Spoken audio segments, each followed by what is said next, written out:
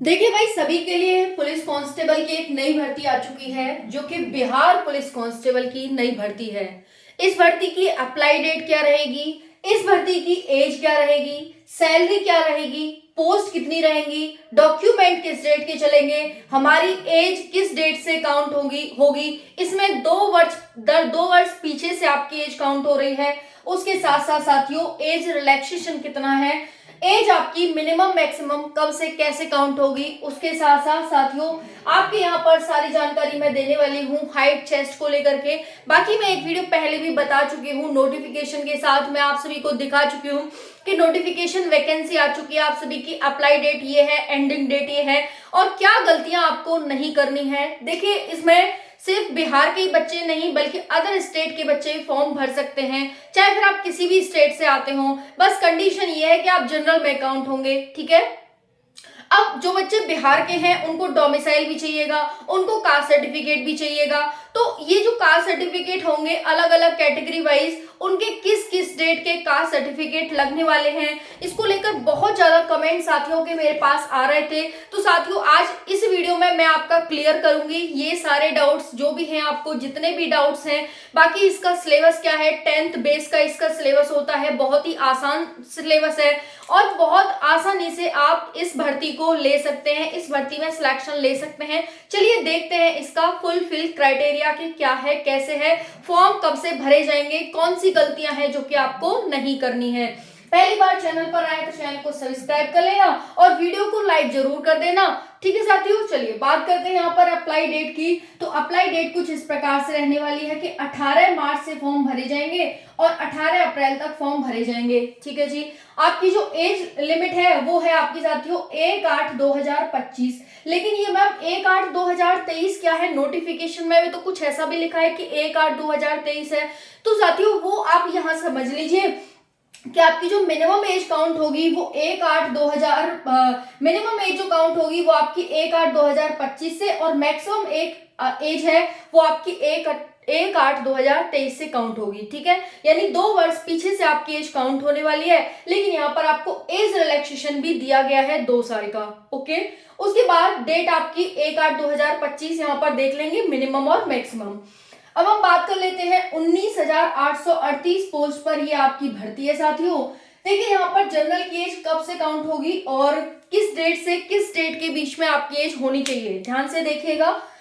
चलिए देखते हैं। तो देखिए आपकी जो जनरल की एज है वो 18 से 25 वर्ष दी गई है साथियों। 18 से 25 वर्ष के आप होने चाहिए और आपकी एज 1/8/1999 यानी 1998 से आपकी काउंट होगी और 1/8/2007 के बीच आप होने चाहिए। इस डेट से इस डेट के बीच आपकी डेट ऑफ बर्थ होनी चाहिए।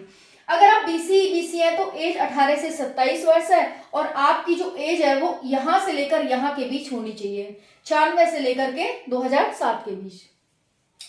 अगर आप बीसी फीमेल है तो 18 से 28 वर्ष और एज कुछ इस प्रकार से होनी चाहिए, 95 से लेकर 7 तक। सबकी पीछे की एज 7 तक ही काउंट होगी, मैक्सिमम एज आपकी 7 तक ही काउंट होगी और ये आपकी मिनिमम रहने वाली है।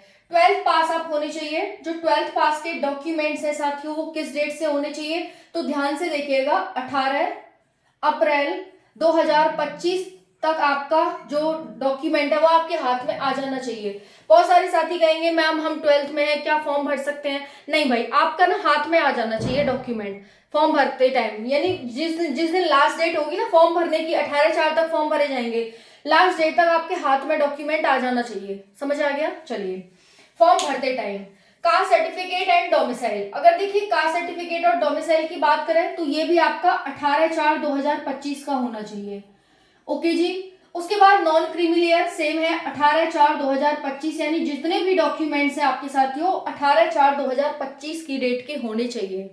समझ आ गया। उसके बाद बात करें ईबीसी ईडब्ल्यूएस भी सेम रहेगा 18/4/2025। बाकी अदर स्टेट के बच्चों को यहाँ पर कोई डोमिसाइल नहीं लगेगा। जो बिहार के बच्चे हैं उनको डोमिसाइल बनवाना है और अपना कास्ट सर्टिफिकेट भी बनवाना है, ओके। यानी बना हुआ इतना होना चाहिए। अगर आप स्वतंत्रता सेनानी है तो आपके लिए भी यही डेट रहने वाली है डॉक्यूमेंट्स की। अगर आप ट्रांसजेंडर है तो आपके लिए भी यही डेट रहने वाली है। समझ आ गया होगा। बाकी मैंने वीडियो बना दी है कैसे कैसे क्या क्या है, अदर स्टेट के बच्चे फॉर्म भर सकते हैं भाई। ठीक है। और भी कितनी कितनी किस कैटेगरी के लिए पोस्ट हैं वो मैंने वीडियो बना दिया, जाकर देख लेना अगर नहीं देखी है तो। बहुत ही इंफॉर्मेटिव वीडियोस आपके लिए लेकर आती हूँ और बहुत इंपॉर्टेंट होती हैं। अगर हम हाइट की बात करें, हाइट को लेकर काफी साथियों को डाउट है, मैम ज्यादा हाइट है, ये है वो है। देखिए बदलाव तो हम कर नहीं सकते कि भाई चलो बदलाव कर दें। अब कुछ बच्चों को पसंद आ रही है और एक दो को नहीं आए तो उस आधार पर बदलाव तो हो नहीं सकता साथियों, है ना।